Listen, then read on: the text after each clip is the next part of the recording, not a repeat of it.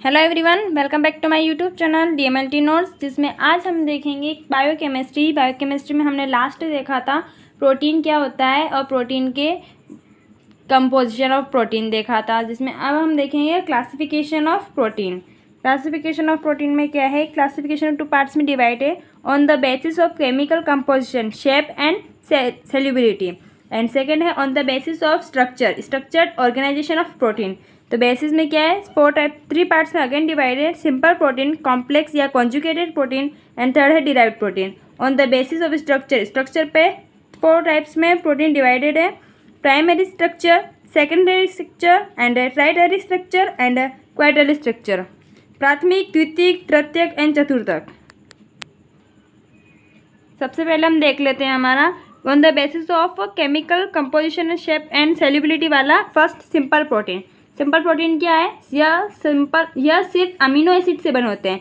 Simple protein क्या होते हैं, सिर्फ और सिर्फ अमीनो एसिड से मिलकर बने होते हैं। यह पानी के अंदर अघुलनशील होते हैं, यानी इनसेल्युबल होते हैं। और सिंपल प्रोटीन 2 पार्ट्स में डिवाइड है, fibrous protein and globular protein. Fibrous protein क्या होता है, यह पानी में अघुलनशील होते हैं और पेट्रोलिटिक एंजाइम की प्रतिरोधी होते हैं। ठीक है, फाइब्रस प्रोटीन क्या होते हैं, अघुलनशील होते हैं और पेट्रोलिटिक एंजाइम के प्रतिरोधी होते हैं।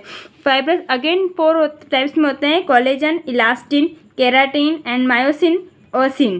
कोलेजन क्या होते हैं, वो फाइब्रस प्रोटीन हैं जो कंजक्टिव टिश्यू में पाए जाते हैं। कोलेजन क्या होते हैं, फाइब्रस प्रोटीन होते हैं जो कंजक्टिव टिश्यू में पाए जाते हैं।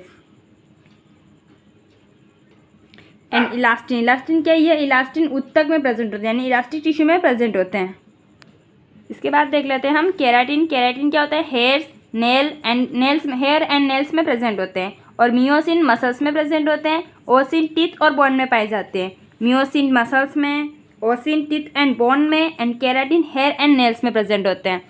ठीक है, सेकेंड देखते हैं हम ग्लोब्यूलर प्रोटीन। जो हमारा प्रोटीन नेक्स्ट बताया था, उसमें सिंपल प्रोटीन के अलग बताए थे, वो जिसमें ग्लोब्यूलर प्रोटीन होते हैं, ये गोलाकार या अंडाकार होते हैं। ये पानी, अम्ल, क्षार तथा एल्कोहल में घुलनशील होते हैं। फाइब्रस प्रोटीन क्या होते हैं, अघुलनशील होते हैं, और ग्लोब्यूलर प्रोटीन क्या होते हैं, घुलनशील होते हैं। किसमें, पानी में, अम्ल में, क्षार में तथा एल्कोहल में।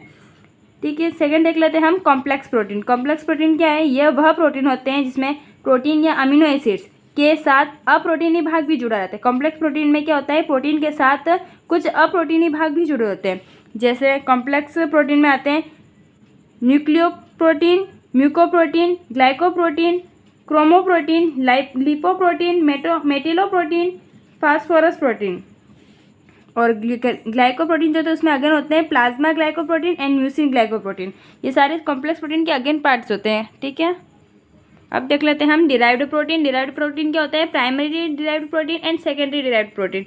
डिराइव्ड प्रोटीन के एग्जाम्पल होते हैं प्रोटीन, मेटाप्रोटीन एंड पेप्टियोज and peptone, peptide, amino acid. Derived protein की डेफिनेशन क्या होती है, जब सिंपल प्रोटीन और संयुग्मी प्रोटीन जब सिंपल प्रोटीन और संयुग्मी प्रोटीन पर ऊष्मा, भौतिक कारक एवं रासायनिक कारकों के प्रभाव के कारण व्युत्पन्न का निर्माण होता है, यानी डिराइव्ड प्रोटीन का निर्माण होता है।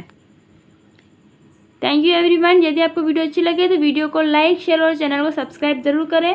और आपको वीडियो किस टॉपिक पे चाहिए नेक्स्ट, कमेंट में ज़रूर बताएं। Thank you so much.